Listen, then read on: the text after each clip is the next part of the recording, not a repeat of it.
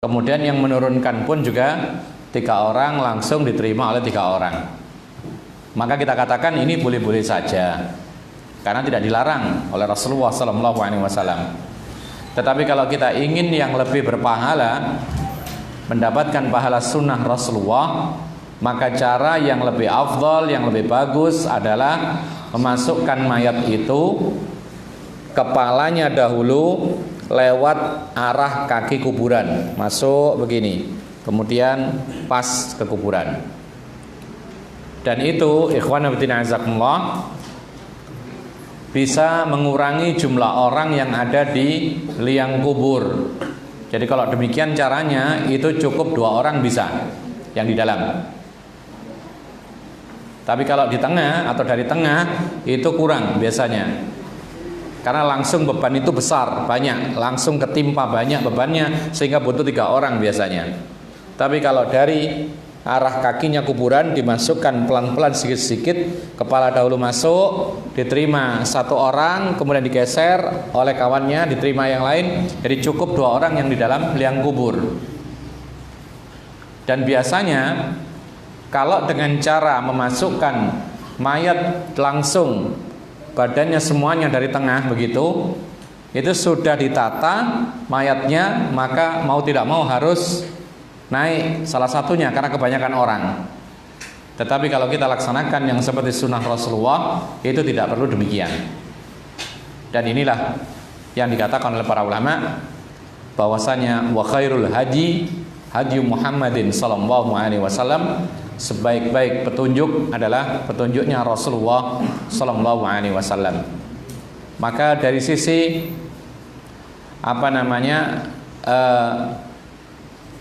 manfaat pun juga lebih besar, kemudian efektif dan semisalnya, maka mencukupkan hanya 2 orang yang ada di dalam liang kubur itu juga cukup. Tapi kalau tidak sesunnah, kadang-kadang merasa kurang. Itu baru manfaat secara duniawiyah. Tapi ada manfaat yang lebih besar lagi yang tidak kita lihat sekarang, yaitu kita mendapatkan pahala karena kita melaksanakan pengurusan jenazah ini sesuai dengan sunnah Rasulullah SAW. Apa dalilnya? Li hadithi Abi Ishaq qala. Dasarnya adalah hadis Abu Ishaq, beliau mengatakan, Ausal Harithu an yusalli alaihi Abdullah ibn Yazid fasalla alaihi thumma adkhalahu al-qabra min qibali rijlail qabri wa qala hadha minas sunnah. Abu Ishaq mengatakan, Al-Harith itu pernah berwasiat. Jadi ini adalah termasuk salah satu sahabat Nabi radhiyallahu anhu. Al-Harith pernah berwasiat yang menyolati dirinya menjadi imam adalah Abdullah ibnu Yazid, sahabat Nabi yang lain. Artinya ini boleh bagi orang yang sebelum meninggal dunia berwasiat bahwa nanti ketika saya meninggal dunia, yang memimpin salat jenazah untuk saya adalah fulan atau fulan. Ini boleh. Dan itu dikerjakan oleh sebagian sahabat Nabi radhiyallahu anhum. Bahkan yang dianjurkan itu apabila kondisi masyarakat tidak di atas sunnah, maka berwasiat memilih orang-orang yang menegakkan sunnah Rasulullah SAW supaya tetap tegak sunnah. Kadang-kadang ketika suatu tempat itu dikuasai oleh orang-orang yang tidak memahami sunnah, mengabaikan sunnah, bahkan lebih mengutamakan amaliyah turunan. Di suatu masyarakat demikian, maka ahli waris atau orang-orang yang mengerti sunnah Rasul, atau bahkan seorang yang memang betul-betul dijadikan rujukan dalam hal ilmu agama, itu malah terabaikan. Kalau ada orang mati, pasti yang menyolati bapak ini, bapak itu, tidak pernah lewat kecuali itu. Dan ini kebiasaan saja. Atau orang yang dituakan, padahal kadang-kadang juga ilmunya pas-pasan. Ada seperti itu. Maka seperti ini layak kita wasiat. supaya jenazah kita ini diurusi secara sunnah Rasulullah. Termasuk diantaranya kita berwasiat, nanti kalau saya mati, tolong yang menyolati jenazah saya yang memimpin adalah si fulan, karena dia akan sholat sesuai dengan sunnah Rasulullah. Atau bila perlu sekaligus semua pengurusan jenazah, sampai yang mengurusi di dalam liang kubur pun kalau bisa orang-orang yang mengetahui sunnah Rasulullah SAW, supaya jenazah kita ini ditangani secara sunnah Rasulullah sehingga semuanya menjadi berpahala. Bahkan kalau ada hal-hal yang sifatnya itu menyelisih sunnah, kita boleh berwasiat, bahkan itu penting supaya jangan dilakukan demikian, jangan dilakukan demikian. Dicontohkan oleh para ulama, misal di suatu daerah kebiasaan ada orang meninggal dunia, maka keluarganya meratapi mayat, meratapi, yang nangisnya berlebihan, berkabungnya berlebihan. Padahal dalam Islam, orang kalau ditinggal mati kerabatnya itu tidak boleh berkabung lebih dari 3 hari, kecuali istri ditinggal mati oleh suaminya. Berkabung berapa lama? Berapa lama? Sekali lagi, dalam Islam tidak boleh seorang itu berkabung. Berkabung itu meninggalkan perhiasan, meninggalkan pakaian bagus, tidak mau keluar rumah, itu namanya berkabung. Sedih terus, itu berkabung. Dalam Islam tidak boleh berkabung lebih dari 3 hari 3 malam ketika ada salah satu orang yang dicintai itu meninggal dunia, kecuali apabila istri ditinggal mati suaminya, wajib berkabung selama 4 bulan 10 hari. Bahkan wajib ini. Jadi tidak boleh keluar rumah kecuali darurat, tidak boleh pakai baju-baju yang berhias, pakai baju biasa saja bolehnya. Kemudian tidak boleh pakai celak 4 bulan 10 hari. Kemudian juga tidak boleh pakai parfum meskipun di dalam rumahnya keluarga, kecuali yang dibolehkan itu hanya sesuatu yang bisa menghilangkan bau yang tidak sedap. Itu baru boleh. Contoh apa? Apa contohnya? Ya, obat ketiak, ya, kadang-kadang seperti itu.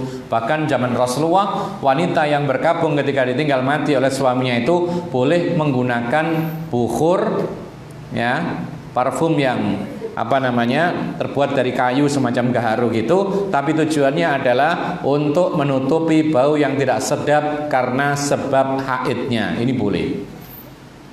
Bukan memakai parfum tujuannya, tapi tujuannya adalah untuk menutupi bau yang kurang sedap.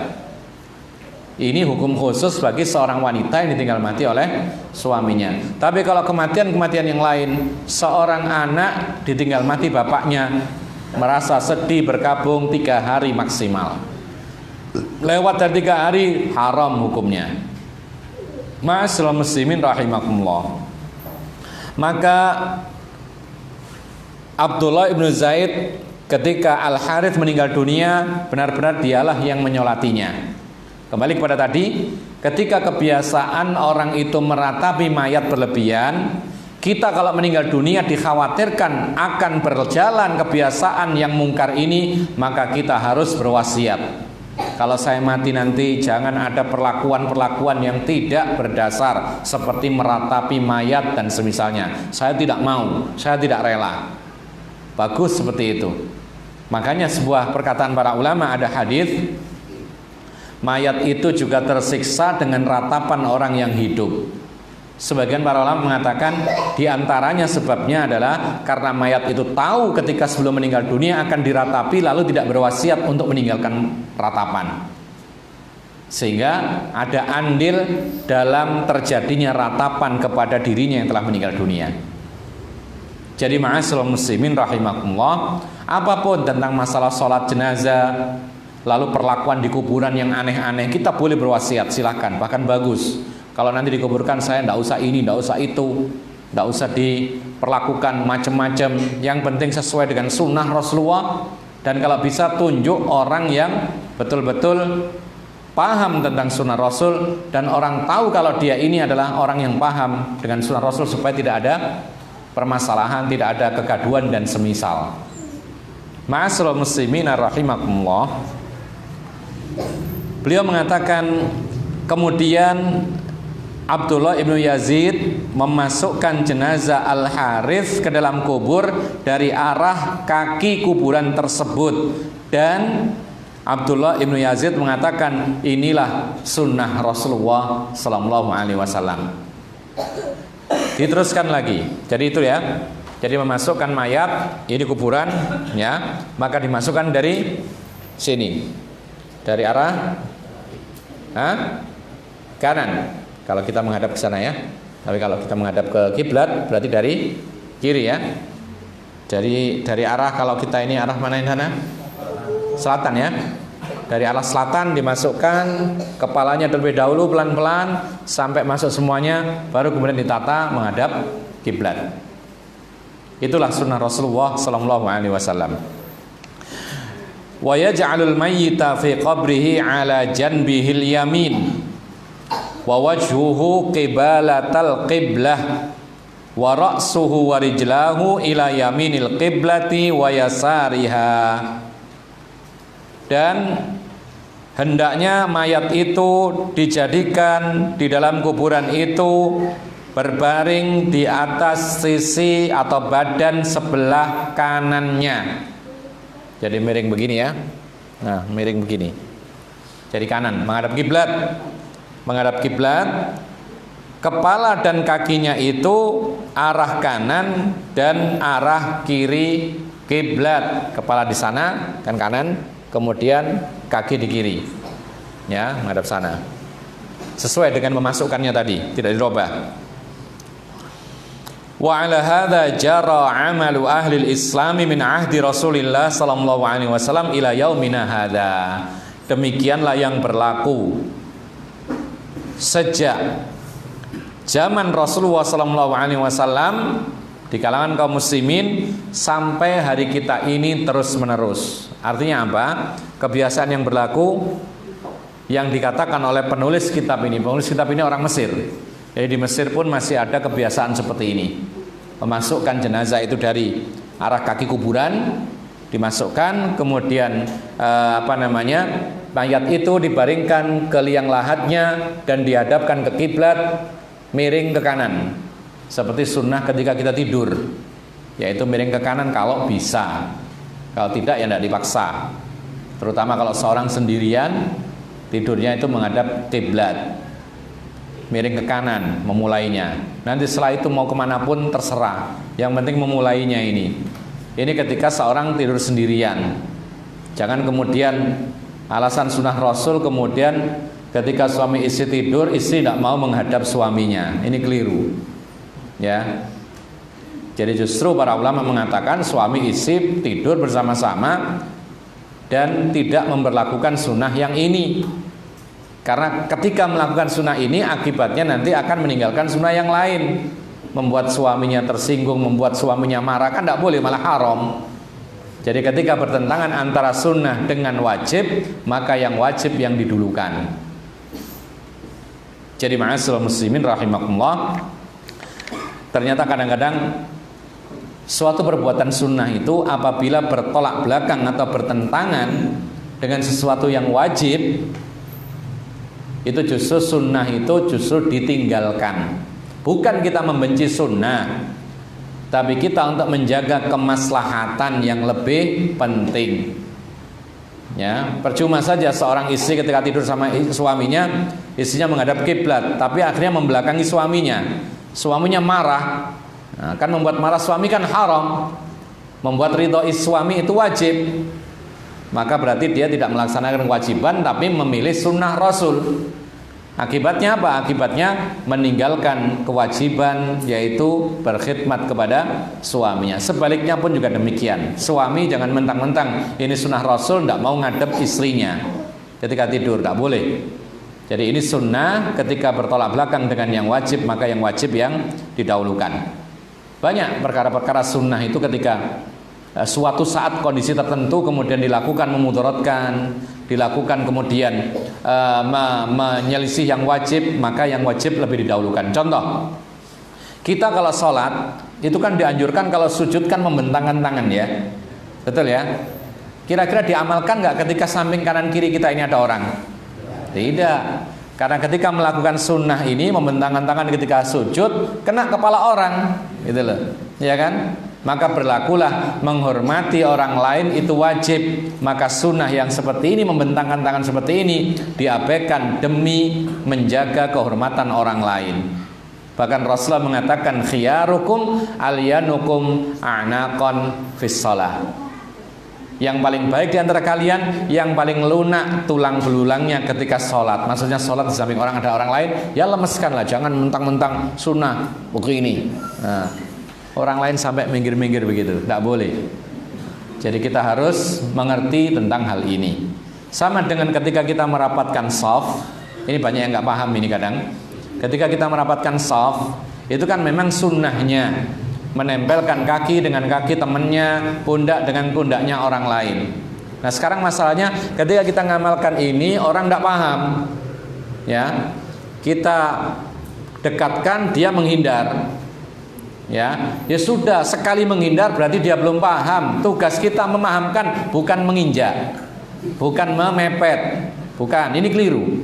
Ya, akhirnya yang timbul nanti dia benci, tidak suka, tidak mau ke masjid dan semisalnya. Setelah sholat kalau kita mampu menjelaskan, jelaskan. Kalau tidak ya sudah, doakan, mudah-mudahan dapat hidayah supaya mengaji dan semisal. Jadi yang terjadi kan ketika dia mepet mendekati orang untuk melaksanakan sunnah, didekati kemudian dia merasa risih karena nggak tahu, dia agak menghindar, dipepet lagi, menghindar lagi, akhirnya dia itu berdirinya rapat kakinya sendiri begini. Nah ini tidak benar sudah. Jadi kalau sekali kita mendekat dia menjauh berarti dia belum paham.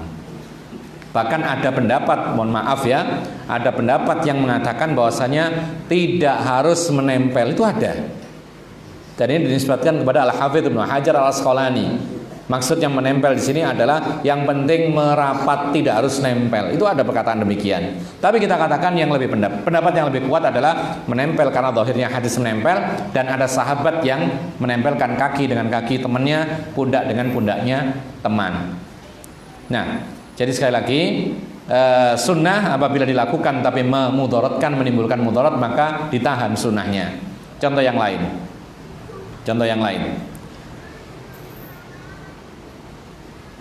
Di antara sunnah Rasul, bahkan Rasulullah pernah memerintahkan, ya, sholat dengan memakai alas kaki. Para ulama sepakat ini sunnah. Pernah dengar gak? Di antara sunnah Rasul itu sholat pakai alas kaki, pakai sandal, pakai sepatu dan semisal. Sekarang pertanyaannya, kenapa antum tidak lakukan? Nah, kenapa nggak lakukan? Karena nggak tahu atau karena benci sunnah? Na'udzubillah min dzalik.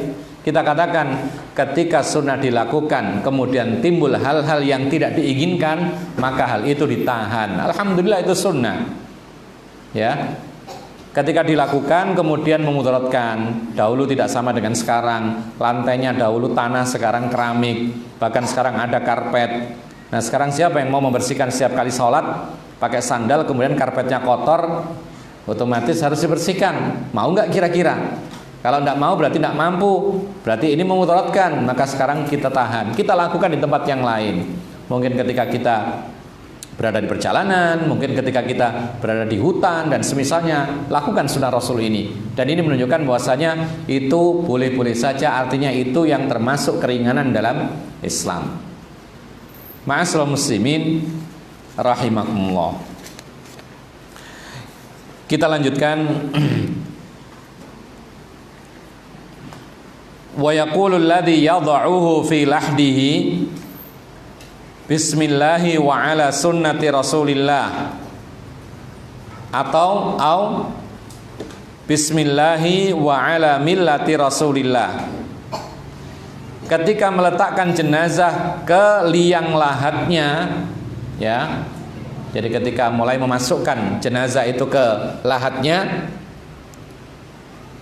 sebagian mengatakan ketika menurunkan jenazah ke dalam kubur, dan ini yang lebih dekat kepada kebenaran, bukan ketika menata di dalam kuburnya, tapi semenjak ketika kita menurunkan dari atas ke liang kubur. Beda ya liang kubur dengan liang lahat ya. Ada tahu bedanya enggak? Liang kubur itu ya yang persegi 4 itu. Liang lahat yang ujung kiblat itu yang dikerok lagi. Sekiranya cukup untuk orang sembunyi di situ gitu loh. Itu liang lahat. Makanya kalau bisa agak dalam sedikit. Ya. Agak lebar sedikit sehingga cukup orang itu dipepetkan ke kiblat, kemudian ditutupi dengan sesuatu. Kalau dulu dengan semacam batako begitu. Kalau kita kayu. Nah, ikhwana fiddin azakumullah, hendaknya mengucapkan bismillahi wa ala sunnati rasulillah atau bismillahi wa ala millati rasulillah bagi orang yang meletakkan mayat. An Ibnu Umar, didasari oleh hadis Ibnu Umar, anna Nabiya sallallahu alaihi wasallam kana idza wada'al mayyita fil qabri qala bismillahi wa ala sunnati rasulillah. Ibnu Umar mengatakan Nabi itu sallallahu alaihi wasallam apabila meletakkan mayat ke dalam kuburan, beliau mengucap bismillah dengan nama Allah wa ala sunnati rasulillah, dan di atas sunnah atau sesuai dengan sunnah Rasulullah sallallahu alaihi wasallam. Ada lagi dalilnya. Wali haditsil Bayadhi radhiyallahu anhu an Rasulillah sallallahu alaihi wasallam annahu qala.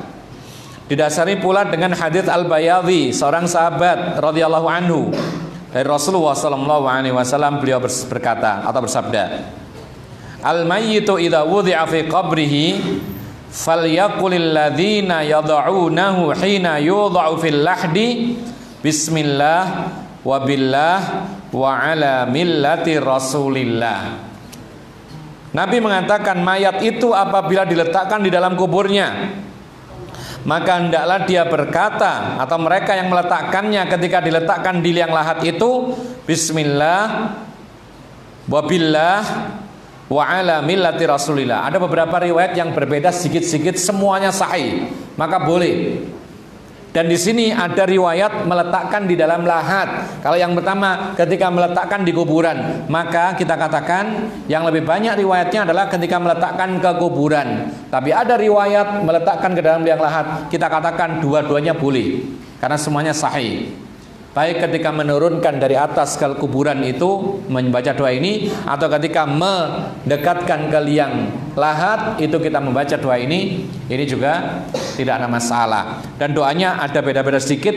Seperti pertama tadi bismillahi wa ala millati rasulillah, ada bismillahi wa ala sunnati rasulillah, kemudian juga bismillahi wa billahi wa ala millati rasulillahi sallallahu alaihi wasallam. Wa yustahabbu liman indal qabri an yahsuwa minat turabi thalatha hathawatin biyadaihi jami'an ba'dal faraghi min saddil lahdi. Dan disunahkan, ini juga sunnah yang lain bagi kita yang ikut menguburkan mayat, kalau bisa. Apa itu? Bagi orang yang ikut ke kuburan untuk menaburkan tanah, ya, 3 kali cakupan dengan kedua tangannya semua. Jadi bukan begini saja, bukan mengambil dengan tangan sini kemudian dilemparkan begini, tapi dengan mencakup tangan 2 penuh kemudian dimasukkan ke dalam kuburan. Itu dilakukan 3 kali. Ini sunnah. Jadi meskipun antum tidak bawa cangkul, ya, tidak bawa sekop, tidak ikut memasukkan tanah banyak-banyak, paling tidak memasukkan 3 kali dengan cakupan 2 tangan yang digabungkan penuh.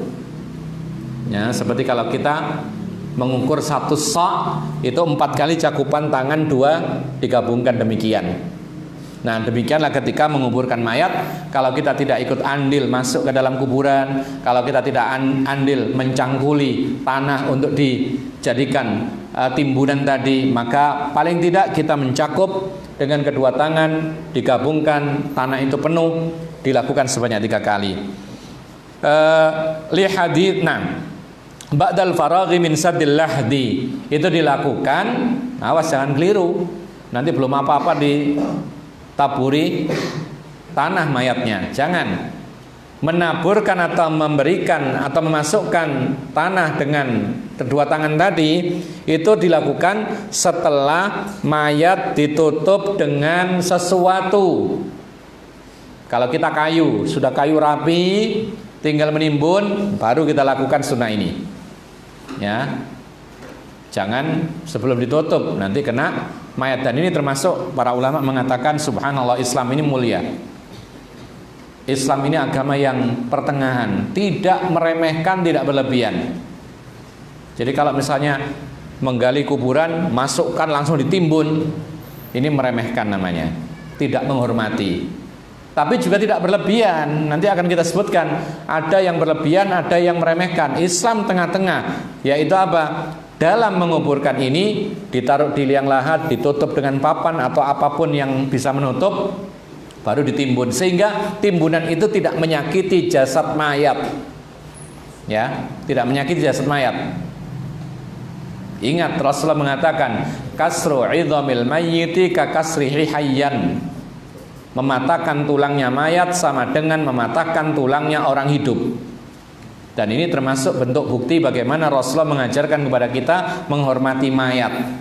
Makanya tidak benar orang-orang yang mengatakan jangan ikut kelompok itu, kalau kelompok itu nanti matinya dibuang. Kamu kalau mati dibuang kamu. Kamu matinya dikuburkan kayak ngubur kucing begitu. Itu ada perkataan seperti ini. Ada ya? Nah, seperti itu. Padahal kalau kita lihat, kita pelajari, subhanallah, Islam ini memuliakan mayat. Ya, jangankan timbunan yang berat itu menimpa, ada papan-papan. Bahkan dalam Islam itu bukan papan sebenarnya kalau bisa. Apa itu? Semacam batako. Labin itu dahulu tanah yang dipadatkan. Labin itu yang dipakai untuk membangun rumah, gedung-gedung dan masjid dahulu pada zaman Rasulullah itu adalah labin. Dan dulu labin tidak seperti bata sekarang yang kuat-kuat. Artinya tanah kemudian dicampur air, dipadatkan sedikit, kemudian dijemur. Ya, kalau sekarang kayak apa? Iya, bataku tapi nggak terlalu kuat gitu. Nah seperti itu. Itu yang dibuat sebagai penghalang mayat dari tanah mengenai langsung. Jadi ikhwan dan tidak azakumullah, maka tidak mengapa ya kayu ya, yang penting tidak mengenai langsung ketika timbunan itu dijatuhkan ke dalam kuburan. Ini termasuk penghormatan kepada mayat.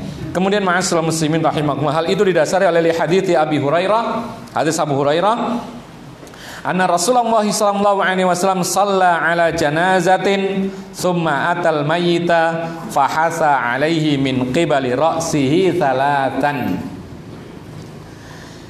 Kata Abu Hurairah, Nabi sallallahu alaihi wasallam pernah menyolati seorang jenazah atau seorang yang meninggal dunia, mayat. Kemudian dia mendatangi mayat, maksudnya ikut ke kuburan, ya. Lalu Rasulullah SAW mencakup dengan kedua tangannya tanah, ya. Kemudian dimasukkan ke dalam kuburan di arah kepalanya. Jadi arah kepalanya dimasukkan. Kalau mampu bisa di sana. Kalau enggak ya pokoknya di kuburan. Itu juga sunnah, ya. Jadi kalau kita ingin mendapatkan pahala ikut menguburkan langsung, maka meskipun kita tidak memasukkan tanah banyak-banyak, paling tidak memasukkan tanah dengan tangan kita sebanyak 3 kali. Ma'asyiral muslimin rahimakumullah, ada beberapa catatan yang disebutkan oleh para ulama tentang apa yang dikatakan oleh orang-orang pada umumnya, bahwasanya kalau kita mengikuti Quran hadis, maka kita tidak menghormati mayat seorang muslim. Maka kita perlu padukan antara Quran hadis dengan adat istiadat, kebiasaan, budaya dan semisalnya. Kita katakan ikhwan fillah azakumullah, agama Islam ini adalah agama serba pertengahan. Apa artinya pertengahan? Tidak berlebihan dan tidak apa? Lawannya meremehkan, tidak mengurangi, tidak meremehkan. Dalam semua hal. Ya, dalam semua hal. Termasuk juga di dalam mengurusi mayat. Selain pertengahan, tambah lagi satu sifat Islam itu adalah dalam Islam ini selain ada sifat pertengahan, juga ada sifat kemudahan. Itu sifatnya Islam. Jadi Islam ini mudah. kemudian pertengahan, tidak berlebihan, tidak meremehkan, tidak kesulitan kita melaksanakannya, tidak sulit dan tidak terlalu meremehkan juga, tidak gampang-gampangkan. Ingat beda ya antara gampang dengan menggampangkan. Kalau gampang itu semua orang bisa insya Allah kalau nggak ada udzur ya. Tapi kalau gampangkan, sholat ngantuk, nggak sholat aja, itu gampangkan namanya. Puasa lapar dikit, buka saja, itu gampangkan. Tapi Islam ini gampang. Coba meskipun puasa gampang. Buktinya orang-orang yang sehat mampu semuanya. Loh kok ada orang yang nggak mampu ya? Karena nggak biasa saja. Ya. Bahkan ada orang-orang yang tidak mampu karena sakit, karena musafir, karena tua sekali. Ada keringanan dalam Islam. Gampang. Bahkan dalam sehari itu tidak 24 jam kita puasa. Andaikan sehari semalam puasa 24 jam, kita katakan sulit Islam ini. Karena puasanya melelahkan, membuat kita sakit dan semisal. Tapi ternyata puasa itu dari subuh sampai maghrib. Hanya berapa jam itu? Ya, sekitar 12 jam saja.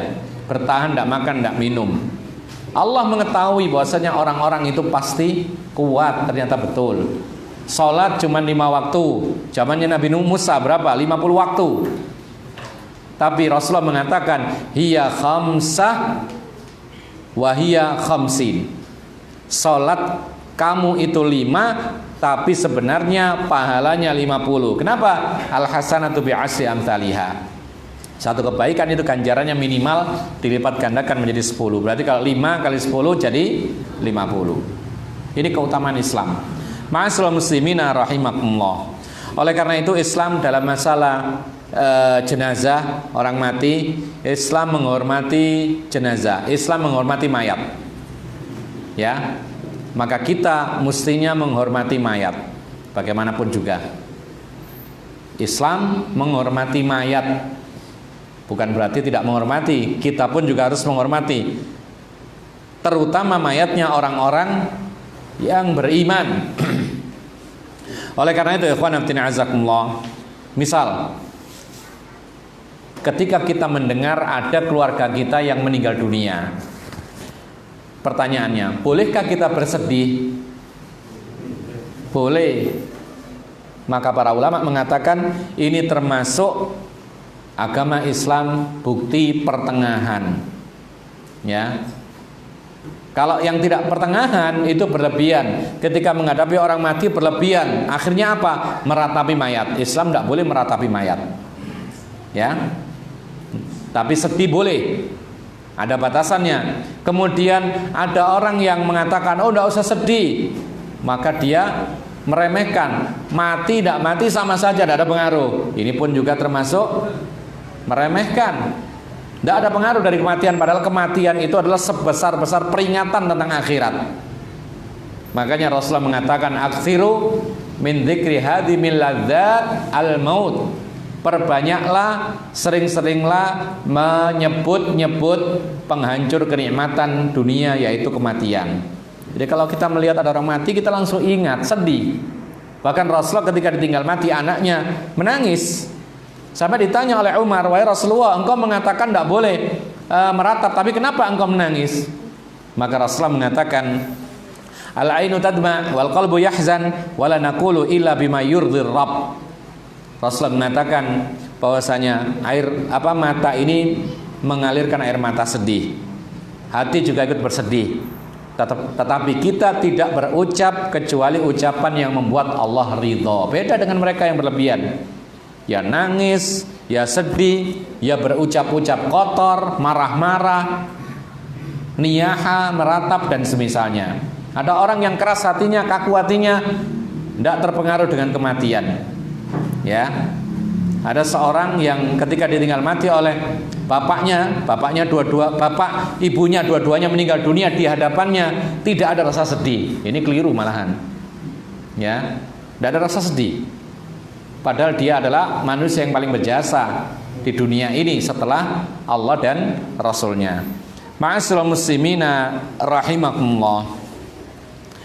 Oleh karena itu termasuk bukti pertengahan Islam dalam masalah jenazah. Dalam Islam ini boleh ya memberitahukan, mengumumkan kematian Ya. Selagi dibutuhkan. Tapi yang tidak boleh itu adalah na'yi al-jahiliyah, mengumumkan kematian ala jahiliyah, itu yang nggak boleh. Dulu kita singgung sempat bahwasanya Rasulullah pernah mengumumkan kematiannya Raja Najasyi, mati hari itu juga dan dikuburkan tanpa ada yang sholat karena rakyatnya semuanya kafir. Maka Rasulullah mengajak para sahabatnya sholat gaib untuk sang Raja Najasyi yang berada di Habasyah. Maka dari itu para ulama mengatakan pendapat yang kuat, sholat gaib itu hanya khusus bagi orang muslim yang meninggal dunia lalu dikuburkan, tidak ada satupun yang menyolati. Adapun tokoh-tokoh agama meninggal dunia, tidak ada yang namanya sholat gaib. Bagaimana dengan korban yang kemarin itu di Selandia Baru? Kan itu kita diajak sholat gaib. Ada nggak kira-kira? Tidak ada. Kenapa? Karena mereka sudah disolati di sana. Ya, Rasulullah mengutus para panglima perang, tentara dan lain sebagainya, utusan meninggal di tempat sana. Rasulullah tidak mengajak sholat gaib, padahal mereka berjasa dengan Islam. Atau misalnya orang-orang yang hebat meninggal dunia, atau ketua lembaga, ketua ormas meninggal dunia lalu pengikutnya disuruh sholat gaib, kita katakan tidak ada. Karena dahulu orang-orang tokoh-tokoh agama yang meninggal tidak di Madinah, itu Rasulullah tidak mengajak sholat gaib. Ma'asyiral muslimina rahimakumullah, sekedar mengumumkan kematian itu boleh, terutama ketika dibutuhkan. Banyak orang belum tahu. Tetapi yang tidak boleh itu adalah mengumumkan kematian dengan cara jahiliyah. Bagaimana caranya? Satu, disebutkan oleh sebagian para ulama, terus-menerus mengumumkan kematian seseorang padahal sudah lama, sudah tahu semua, bahkan sudah selesai urusannya, orang tahu semua. Pernah nggak antum mendengar ada pengumuman kematian padahal kita sudah semua tahu? Diulang lagi ketika khutbah Jumat, diulang lagi. Nanti salat asar diulang lagi pengumumannya di masjid. Kemudian salat maghrib diulang lagi, mengenang lagi, sholat sampai seminggu, sepekan. Maka ini termasuk na'i, mengumumkan kematian ala jahiliyah.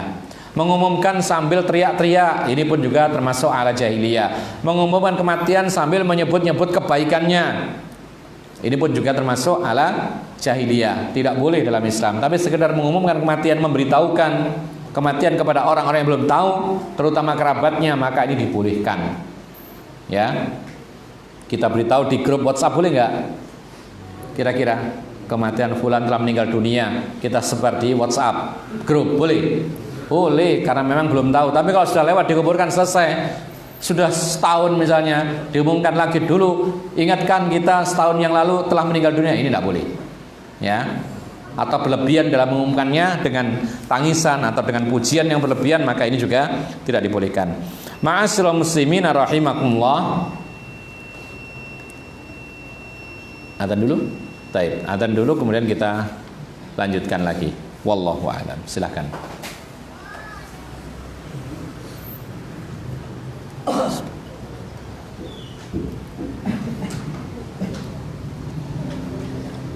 Allahu Akbar, Allahu Akbar, Allahu Akbar, Allahu Akbar. Asyhadu an la ilaha illallah.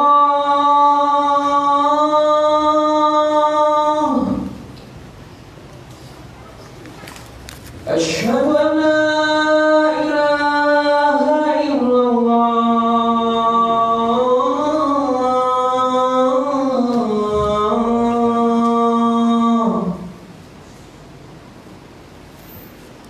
أشهد أن محمدا رسول الله.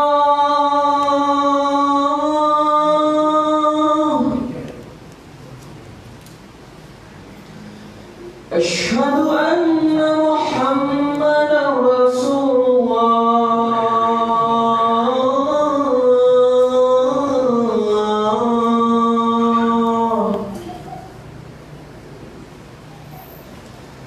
حي على الصلاة.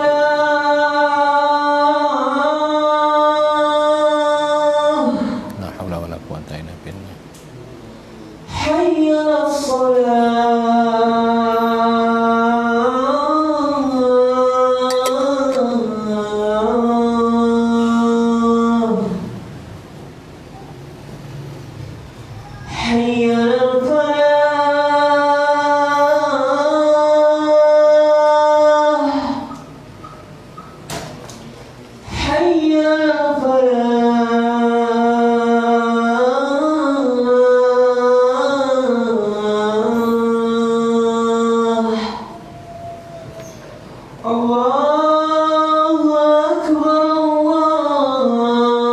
Allahu Akbar. Allahu Akbar, Allahu Akbar. La ilaha illallah.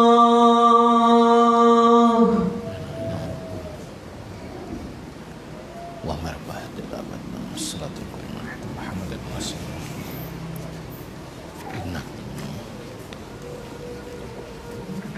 Kita lanjutkan bahwasanya kita lebih detail menjelaskan bahwa tidak benar orang menganggap ketika kita mengamalkan Al-Quran dan Sunnah Rasul maka kita dikatakan sebagai orang-orang yang tidak menghormati mayat. Bahkan ada perkataan yang jelek dinisbatkan kepada orang-orang yang berusaha menegakkan sunnah. Itu ada orang mati maka jasadnya dibuang seperti membuang binatang yang mati. Artinya mereka mengatakan tidak ada acara ini, tidak ada acara itu, tidak dibacakan ini, tidak dibacakan itu dianggap seperti ngubur kucing. Ya, kita katakan beberapa hal telah kita sebutkan dalam Islam ini penuh penghormatan kepada mayat. Tadi kita sebutkan beberapa. Bahkan di antara bentuk penghormatan kita orang Islam terhadap mayat muslim adalah kita ini ya diwajibkan untuk memandikan, bukan sunnah lagi. Diwajibkan bagi orang hidup memandikan mayat. Bahkan para ulama mengatakan andaikan lupa belum dimandikan kemudian dikubur terlanjur sudah diuruk selesai, sudah pulang, oh ternyata belum dimandikan, lupa, digali lagi. Kenapa demikian? Karena memandikan jenazah itu wajib. Sampai-sampai ada kisah seorang sahabat yang bernama Hanzalah, ya, itu ketika dia baru saja menikah, kemudian dia mengalami jinabat, diseru untuk berperang, langsung dia berangkat berperang dalam keadaan jinabat, ya, lalu meninggal dunia. Kan orang tidak banyak tahu. Maka para malaikatlah saat itu berperan untuk memandikan jenazahnya Hanzalah. Makanya disebut dia itu ghasilul malaikah. Seorang yang mati syahid, satu-satunya yang dimandikan para malaikat ya Hanzalah ini. Para ulama mengambil dari kisah ini bahwasanya memandikan mayat itu wajib. Sampai ketika orang tidak tahu, malaikat harus turun tangan untuk memandikan mayatnya. Dan Allah memberitahukan kepada Rasulullah sehingga akhirnya orang tahu semua bahwasanya Hanzalah ini ternyata jinabat ketika berperang. Kan tadinya nggak tahu tuh. Tapi ketika Rasul menceritakan tahu, dan Rasul mendapat kabar ini dari siapa? Dari Allah Subhanahu wa taala, wahyu. Jadi termasuk penghormatan kita kepada mayat itu kewajiban kita untuk memandikan mayat. Bahkan kalau seandainya kita tahu ada mayat muslim, kita tahu nih ada mayat muslim, misalnya ada kecelakaan, meninggal dunia korbannya, kita tahu orang ini orang Islam, kerabatnya nggak datang-datang, lalu kita langsung kuburkan saja supaya beres, nggak ada tanggungan, dosa kita tanpa dimandikan. Wajib kita mandikan ya sebelum dikuburkan. Lalu ma'asyiral muslimin rahimakumullah, di antara bentuk penghormatan kita orang Islam kepada mayat muslim adalah memberikan kain kafan yang bagus kepada mayat muslim. Bahkan Rasulullah memerintahkan untuk memperbagus kain kafan. Ini ada perintah khusus.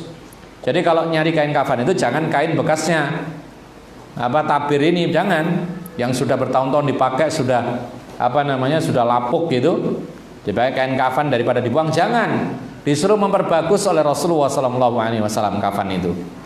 Ya, bila perlu baru tidak mengapa. Masa sih tidak mampu kita membelikan untuk mayat? Bahkan para ulama mengatakan boleh diambilkan dari harta mayat karena itu untuk kemaslahatan mayat. Kalau tidak ada orang yang bertabarruk, yang sedekah, dan diambilkan yang bagus jenisnya. Rasulullah memerintahkan untuk memperbagus seperti yang kita sebutkan, dari jenis kainnya, dari cara mengafaninya, dari cara menutupnya, tertutup semuanya itu bagus, maka itulah yang dianjurkan. Ini termasuk bentuk penghormatan. Beda kan dengan kucing mati? Beda. Kalau kucing mati kan tidak ada kafan, ya. Kemudian ma'asyiral muslimina rahimakumullah. Oleh karena itu justru termasuk ghulu berlebihan ketika orang mati kemudian dipakai pakaian kebesarannya atau pakaian kemantennya. Ada orang begitu, tapi bukan orang Islam ya. Ada sebagian orang di negeri kita ini ketika mati maka dikasih pakaian yang paling kelihatan dia ganteng. Pakai jas, pakai dasi, bahkan pakai sepatu. Kemudian pakai apa saja, seperti orang sedang ke kantor gitu. Nah, yang perempuan juga demikian. Maka ini berlebihan. Islam tidak mengajarkan demikian. Tapi juga jangan diremehkan. Seperti tadi, memberikan kain kafan seadanya. Jangan. Kecuali kalau nggak mampu. Tapi insya Allah kan mampu untuk membeli kafan. Bahkan di setiap, kalau di tempat kami ya, di setiap RT RW itu ada perkumpulan kematian, sehingga setiap bulan ada iuran itu diberikan kepada siapa saja meninggal dunia, termasuk kain kafannya dan perlengkapannya. Cuman kadang-kadang perlengkapannya kadang-kadang ada kelebihannya. Sesuatu yang tidak penting kadang-kadang ada juga.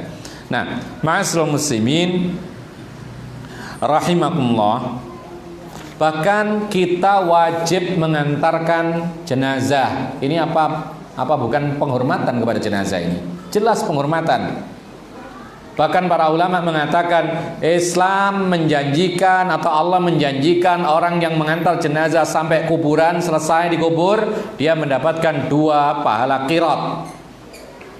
Ini termasuk penghormatan yang luar biasa kepada seorang mayat. Karena apa? Karena kita diberi janji oleh Allah, Allah tidak pernah bohong, itu mendapatkan 2 qirat kalau bisa mengantarkan sampai ke kuburan, sampai selesai dikuburkan. Ya, mana ada ngantarkan jenazahnya kucing? Kan tidak ada. Jadi beda membuang atau mengubur binatang yang mati dengan orang Islam. Jadi ada mengantarkan jenazah. Bahkan ngantarnya pun juga ada aturan, harus dengan tawadhu, harus dengan diam. Kan ada aturannya seperti itu.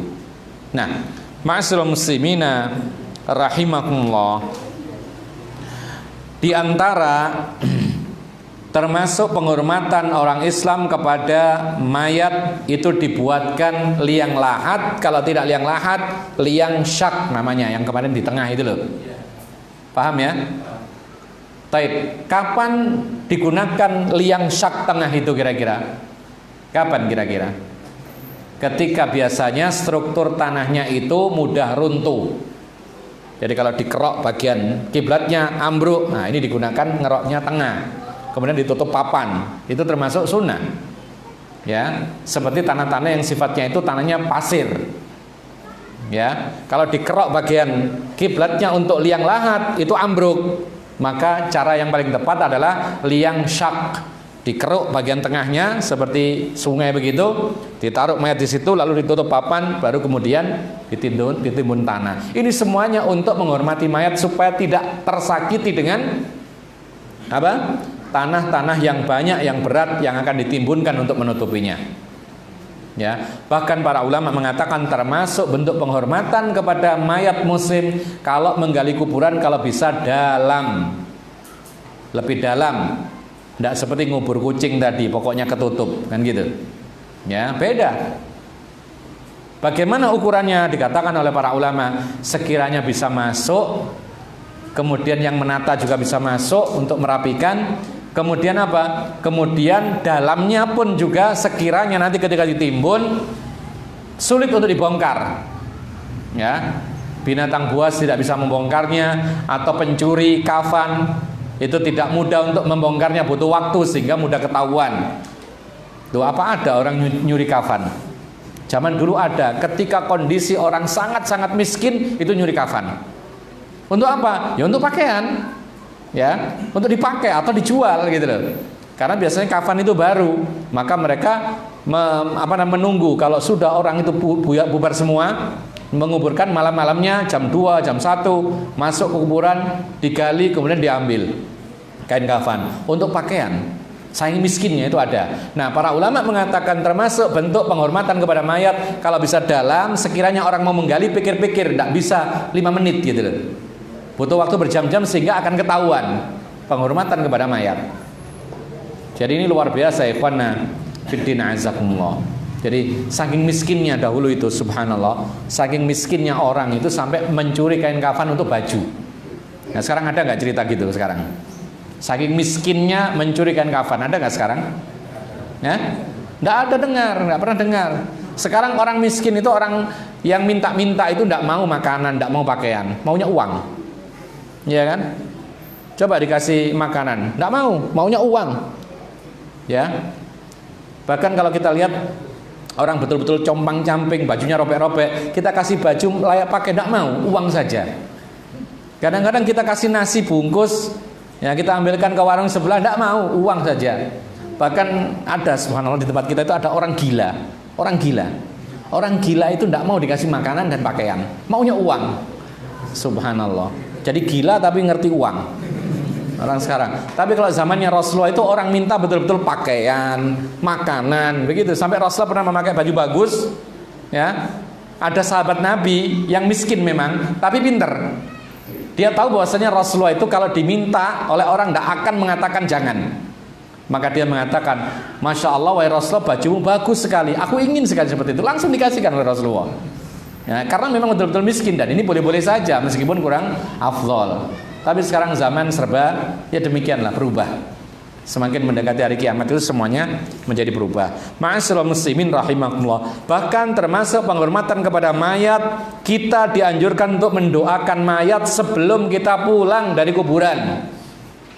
Ini apalagi nih kalau enggak penghormatan kepada mayat, luar biasa, ya. Kemudian ikhwan nafiddin azakumullah, Rasulullah SAW sebelum pergi dari kuburan, setelah menguburkan itu mengatakan, istaghfiru li akhikum was'alu lahu was'allaha lahu tasbit.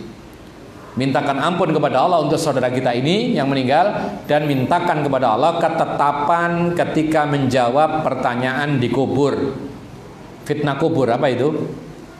3 pertanyaan. Apa saja? Man rabbuka? Waman nabiyuka? Waman nabiyuka? Wama dinuka? Ya. Bisa jawab antum kira-kira? Bisa. Sekarang bisa. Mudah-mudahan nanti ketika dikubur bisa. Karena jawaban ketika di kuburan tentang pertanyaan 3 ini itu bukan bergantung pandai bahasa Arab atau bukan pandai bahasa Arab. Kalau sekarang pandai bahasa Arab bisa, ngerti, bisa menjawab lancar. Tetapi jawaban ketika di alam kubur itu bergantung kepada iman dan amal. Meskipun dia tidak pernah belajar bahasa Arab, ngerti kalau dia beriman dan beramal baik. Ya, yang tidak beriman, tidak beramal baik, dia akan mengatakan sami'tun nasa yaquluna syai'an faqultu. Ketika ditanya man rabbuk, wa man nabiyyuk, wa madinuk, semua. Lalu dia mengatakan, "Loh kok begitu?" Dia mengatakan, "Dulu saya dengar orang berkata-kata sesuatu, saya ikut-ikutan saja." Lalu dipukul oleh malaikat dengan pemukul yang besar, kemudian berteriak sekencang-kencangnya. Semua makhluknya Allah mendengar, kecuali jin dan manusia dibuat tidak mendengar oleh Allah. Kalau andaikan kalian mendengar, maka kalian tidak bisa tidur nyenyak, tidak bisa makan enak. Itu hikmahnya. Kenapa kita tidak mendengar azab kubur? Jadi kalau ada orang ngakunya melihat azab kubur, ini bohong. Ya. Karena Nabi sendiri mengatakan tidak bisa didengar oleh manusia dan jin. Yang mendengar, yang melihat itu lain. Hewan bisa melihat, ya, hewan-hewan di tanah melihat. Sebagaimana anjing kalau menggonggong itu melihat apa?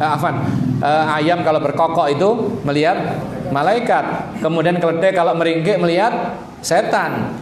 Kalau ada ayam berkokok melihat malaikat, kita dianjurkan untuk berkokok juga? Dianjurkan apa? Berdoa minta rahmatnya Allah. Allahumma inni as'aluka min rahmatik. Tapi kalau yang meringkik itu keledai, maka kita dianjurkan untuk meminta perlindungan dari godaan setan atau azabnya Allah. Ya, taubat billah, minta perlindungan kepada Allah dari gangguan setan. Allahumma inni a'udzubika minasyaitonir rajim atau a'udzubillahi minasyaitonir rajim dan semisalnya. Jadi Allah bisa menjadikan binatang mendengar, melihat. Kemudian benda-benda yang kita lihat tidak hidup bisa melihat, mendengar. Tapi Allah mentakdirkan manusia dan jin tidak bisa melihat dan mendengar azab kubur. Dan hikmahnya luar biasa. Jadi kalau ada orang pernah mati lalu kemudian hidup kembali lalu cerita tentang azab kubur, ini pun bohong. Itu mungkin mimpi, ya, karena dia itu masih koma, kemudian terbayang mimpi dan semisalnya, lalu kemudian diceritakan sebagai azab kubur. Bukan, azab kubur itu alamnya alam gaib, bukan alam dunia, bukan alam nyata. Kemudian ma'asyiral muslimin rahimakumullah, maka sekali lagi tidak ada alasan orang mengatakan bahwa kalau sesuai dengan sunnah berarti memperlakukan mayat seperti bangkainya binatang. Jauh berbeda. Kita telah sebutkan bagaimana Islam menghormati. Justru kalau mereka melakukan hal-hal yang tidak diajarkan, tidak disyariatkan oleh Allah dan Rasulnya, maka itu termasuk ghulu, berlebihan. Dan ingat, Rasulullah memperingatkan iyakum wal ghulu, sesungguhnya waspadalah kalian terhadap sikap berlebih-lebihan, karena berlebih-lebihan itu membinasakan kalian sebagaimana Bani Israel. Karena berlebih-lebihan mereka akhirnya binasa. Jadi ikhwan fillah azakumullah, oleh karena itu dalam Islam tidak boleh berlebih-lebihan. Islam melarang kita membangun kuburan, nggak boleh. Karena apa? Karena itu sikap berlebihan. Coba kalau semua orang boleh membangun kuburan, tidak cukup kuburan itu. Karena masing-masing tidak cukup dengan 2 kali 1 meter. Pengennya lebih besar lagi nanti untuk kunjungan, untuk duduk-duduk, ya kan? Sudah dipagari nanti ingin lebih kuat dengan cor. Sudah begitu nanti kasih atap. Apalagi kalau main perasaan, oh kasihan mayatnya kehujanan, kasih atap, ya kan? Oh masih gelap, nggak ada lampu, kasihan terus begitu. Ini berlebihan, ya. Jadi ikhwan fillah azakumullah, demikian pula termasuk diantara sikap berlebihan adalah yaitu sholat dan beribadah di kuburan. Makanya dilarang dalam Islam sholat di kuburan, kecuali satu sholat yang boleh. Apa kemarin? Sholat jenazah bagi orang yang ketinggalan jenazah yang hadir, gitu loh. Misal kita mendengar di Surabaya saudara kita meninggal, oh saya tak berangkat supaya bisa menyolati jenazah dan menguburkan. Ternyata macet, ya, pintu tolnya penuh.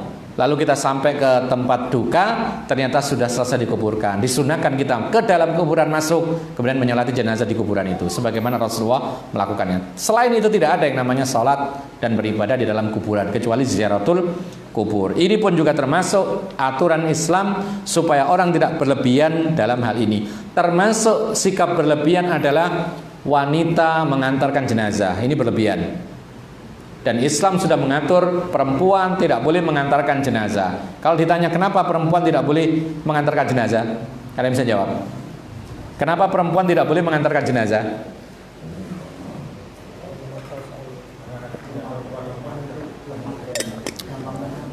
Jawaban orang yang beriman yang harus lebih diutamakan karena Rasulullah melarang hal itu.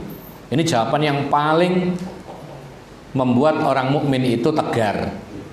Meskipun andaikan dia tidak mengetahui hikmah pelajaran di balik larangan. Karena Rasulullah melarang, ya sudah, dia itu mendapat wahyu, selesai. Boleh kita menggali hikmah. Kenapa hati perempuan itu lemah sehingga ditakutkan mudarat ketika sampai di kuburan? Akhirnya apa? Akhirnya gulung-gulung gimana? Ya, akhirnya jerit-jerit bagaimana? Akhirnya pingsan bagaimana? Kan gitu. Dan ini layak dilakukan oleh orang-orang laki-laki sehingga tidak ada permasalahan. Kemudian ikhwan fillah azakumullah, di dalam Islam itu juga ada larangan meremehkan mayat dan kuburan. Oleh karena itu dilarang kita menginjak kuburan. Ya, Rasul melarang, ya, menginjak kuburan. Loh, gimana kita nguburkan orang kalau nggak boleh menginjak kuburan? Katanya nggak boleh menginjak kuburan. Lalu gimana kita cara menguburkan? Kan masuk kuburan, berarti injak kuburan. Maksudnya adalah menginjak kuburan yang ada mayatnya di dalamnya. Jadi kalau samping-samping ada jalannya, maka ini boleh. Rasulullah bahkan pernah duduk di area kuburan, maksudnya duduk di tempat yang tidak ada mayatnya. Makanya yang paling bagus itu kuburan itu ditata rapi. Jadi tidak ini kuburan sana sini siksak. Jadi orang kalau mau lewat siksak juga. Nah, jadi kalau kuburan itu kalau bisa rapi, sebaris begitu, sini jalan. Sebaris lagi ada jalan, begitu. Seperti yang kita ketahui di mana di apa? Iya, seperti itu. Jadi rapi begitu sehingga orang lewat tidak menginjak kuburannya. Ya, boleh. Ketika kita kelelahan menguburkan mayat, kita sambil duduk, tidak ada masalah. Bukan malah duduki bangunan-bangunan itu gitu loh. Sudah bangunannya dilarang, diduduki lagi. Tidak boleh sebenarnya. Ya, jadi ini termasuk juga larangan karena itu adalah termasuk meremehkan.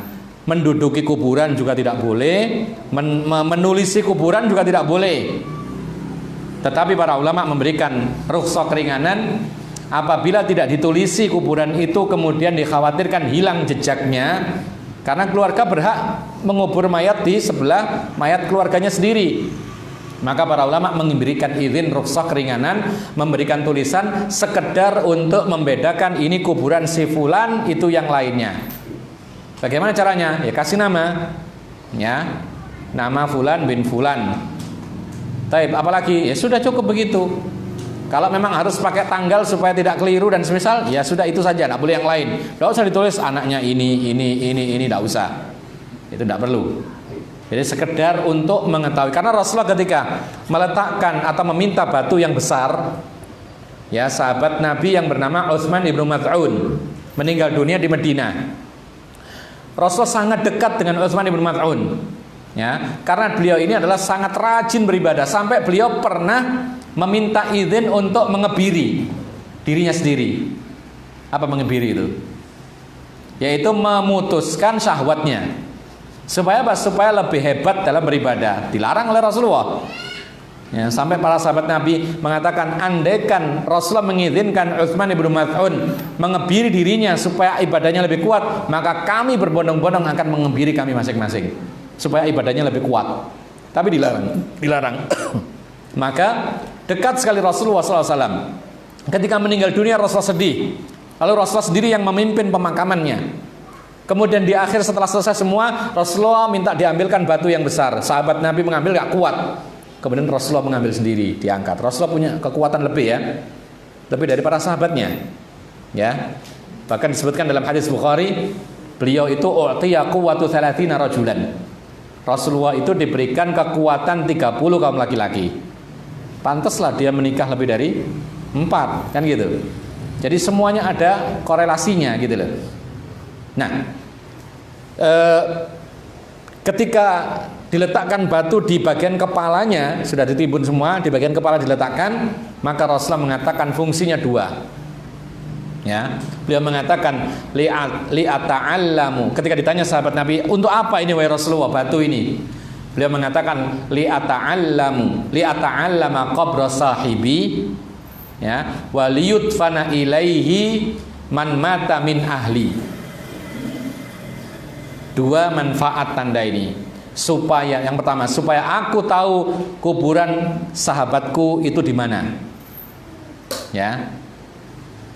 Kemudian yang kedua Rasulullah mengatakan supaya keluargaku kalau meninggal dunia bisa dikubur di sebelah dia. Artinya apa? Artinya mereka keluarga mayat atau keluarga orang-orang yang menguburkan mayat berhak menguburkan di sebelahnya kuburan sahabatnya. Itu kalau memungkinkan. Kalau memang sebelahnya sudah penuh, ya cari tempat lain, tidak ada masalah, tidak usah dipaksakan gitu loh. Ya, jadi 2 fungsinya apa tadi? Yang pertama, supaya diketahui ini kuburan siapa. Yang kedua, keluarganya berhak dikubur di sebelahnya.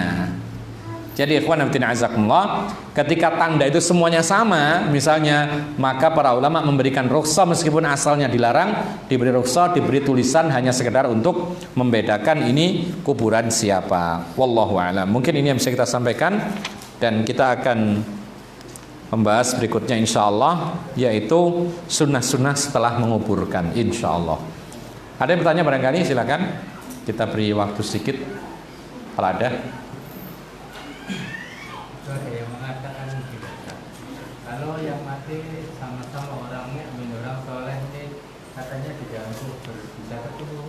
Kira-kira ketemu orang soleh kalau meninggal dunia, sama-sama soleh meninggal dunia semua gitu maksudnya. Jadi 2 orang soleh meninggal dunia semua bisa ketemu gitu. Bisa ketemu. Allahu a'lam. Jadi apakah ada keterangan dalam Quran atau hadis bahwa ketika orang-orang soleh meninggal dunia saling bertemu di alam kuburnya? Allahu a'lam, kami tidak mengetahui adanya ayat atau hadis yang menerangkan hal ini. Wallahu alam, kami tidak mengetahui. Assalamualaikum warahmatullahi wabarakatuh. Waalaikumsalam warahmatullahi wabarakatuh. Saya mau tanya, bolehkah salat tahiyatul masjid di waktu suruk? Suruk atau suruk ini? Suruk ya. Oh suruk ya. Hah? Suruk itu menjelang maghrib. Nah ya suruk berarti, betul ini. Ya. Bolehkah salat tahiyatul masjid di waktu suruk atau menjelang salat maghrib? Ada perbedaan pendapat dalam masalah salat yang dilarang ketika waktu terlarang. Ingat, ada 3 waktu terlarang ya yang disebutkan oleh Nabi SAW. Yang pertama, ba'da salatil fajri hatta tatlu asyamsu. Ini yang pertama. Setelah salat subuh sampai matahari terbit. Dan maksudnya adalah terbit setinggi tombak, semeteran kira-kira, kalau tidak lihat tinggi semeter ya, baru boleh sholat sunnah. Yang kedua, inda yaqumu qaimudz dhahirati, ketika sesuatu itu berdiri di atas bayangannya. Jadi kalau ini tiang, dia tidak punya bayangan ya, berarti matahari pas di atas ya. Jadi benda itu berdiri di atas bayangannya hatta tazula syamsu, sampai matahari tergelincir ke barat, sampai muncul bayangan itu di arah timur, maka itu adalah waktu terlarang juga yang kedua. Tapi ini pendek waktunya, ini sekitar 10 sampai 15 menit. Lalu yang ketiga, ba'da salatil asri hatta taghrubasy syamsu. Yang ketiga setelah salat asar sampai matahari tenggelam.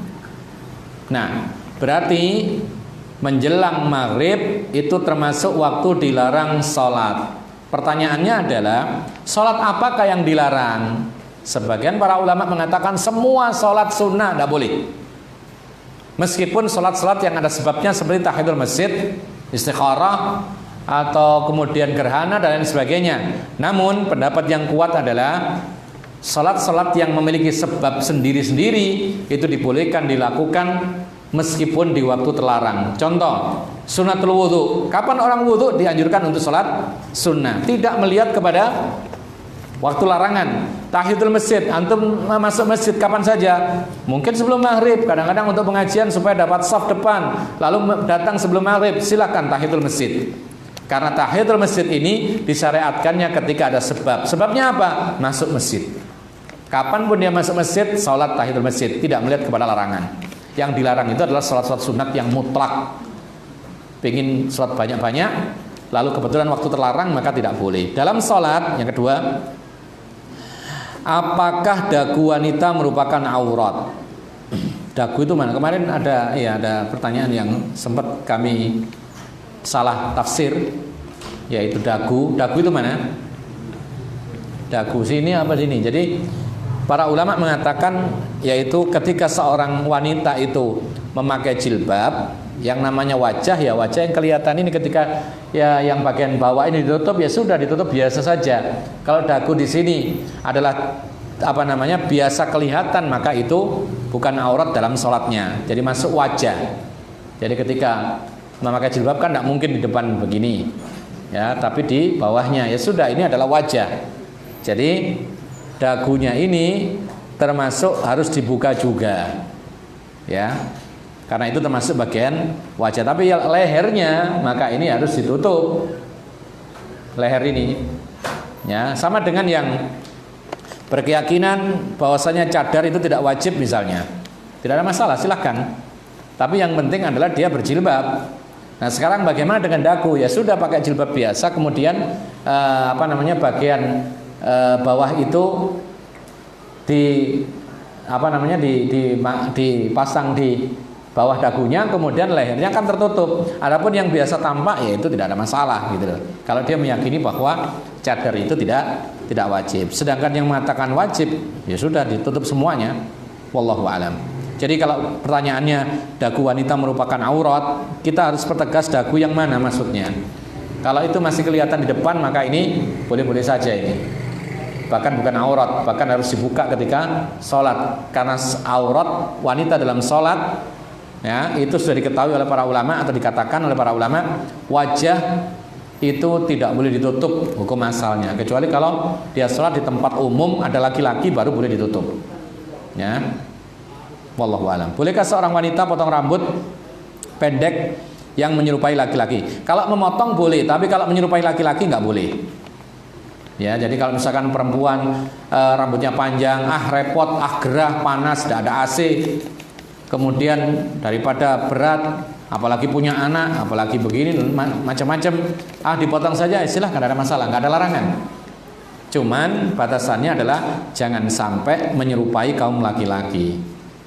Ya, sebagian para ulama membatasi jangan sampai kurang daripada yaitu pundaknya. Karena Rasulullah seorang laki-laki memelihara rambut itu sampai pundak. Ya jangan sampai lebih pendek lagi. Apalagi dipotong kayak ya cepak gitu, kayak tentara. Tidak boleh. Itu menyerupai laki-laki. Sebagaimana laki-laki kalau dia memelihara rambutnya jangan sampai melebihi pundak, karena itu akan menyerupai wanita atau perempuan. Wallahu alam bissawab. Iya. Ada lagi. Iya. Apakah hisab itu dilarang untuk mengawali Ramadan saja? Bagaimana dengan fardhu 5 waktu sholat? Ya, bukan dilarang ya, karena Rasul tidak pernah membahas atau melarang tentang hisab. Cuman untuk mengawali Ramadan dan bulan-bulan awal dalam bulan Hijriah itu memang dipakai oleh Rasulullah metode ru'yatul hilal, melihat hilal di tanggal 29 akhir bulan, waktunya sekitar waktu maghrib itu muncul hilal. Hilal ini kalau sudah muncul beberapa saat kemudian hilang lagi, ya. Kalau muncul meskipun beberapa saat ini berarti pertanda akhir bulan. Besok bulan baru Ramadan misalnya. Adapun hari kedua, hari ketiga atau malam kedua, malam ketiga ada semacam hilal lebih besar, ini tidak dihitung, ya. Karena yang dihitung, yang dianggap hilal yang mengakhiri bulan itu adalah hilal yang muncul pada tanggal 29 bulan Hijriah, waktunya sekitar waktu maghrib, dia muncul sebentar, kecil, lalu menghilang lagi, ya. Jadi kalau misalkan muncul lalu membesar, tidak hilang-hilang, berarti itu sudah bukan dihitung sebagai hilal. Nah, kalau tidak kelihatan hilal pada saat tanggal tersebut, maka Nabi menyuruh untuk menghitung bulan itu digenapkan. Rasulullah mengatakan, "Idza ra'aitumuhu fasumu wa idza ra'aitumuhu fa'aftiru fa in ghumma 'alaikum fa'akmilul 'iddata 30." Apabila engkau melihat hilal maka puasalah besoknya. Kalau kamu melihat hilal lagi bulan depannya lagi, maka selesailah puasa yaitu hari raya. Kalau tidak terlihat hilal pada saat yang ditunggu-tunggu tadi, maka sempurnakan hitungan bulan itu menjadi 30 hari. Sebenarnya mudah demikian ini. Gak akan ada persisian kalau kita ikuti petunjuk Rasulullah. Ini ada persisian karena ada sebagian di antara kita yang berpatokan kepada hisab. Ya, jauh-jauh hari dipatok. Pokoknya Ramadan hari ini tanggal sekian bulan Masehi. Sehingga akhirnya apa? Akhirnya berbeda dengan yang pakai ru'yatul hilal. Ternyata mereka menganggap ada, dilihat nggak ada. Mana yang diambil? Mereka tetap sudah persiapan Ramadan ini. Ya. Akhirnya apa? Diabaikanlah yang sesuai dengan sunnah ini. Kemudian terjadilah perbedaan penentuan Ramadan. Yang lebih tidak enak lagi perbedaan penentuan hari raya, ya kan? Yang sini sudah hari raya takbiran, yang sini masih puasa. Nyaman nggak kira-kira? Nggak nyaman. Berarti bohong orang mengatakan berbeda itu indah.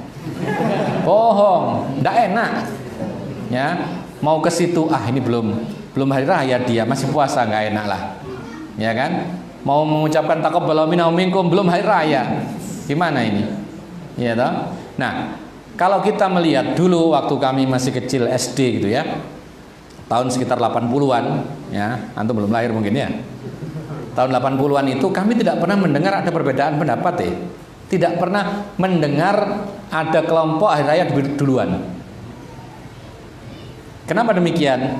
Di antaranya karena apa? Karena mereka taat dan patuh kepada waliul amr. Karena waliul amr pakai cara nabawi, caranya Nabi, ru'yatul hilal. Lalu ketika kelihatan diumumkan serentak, sehingga mereka mengikuti gitu loh.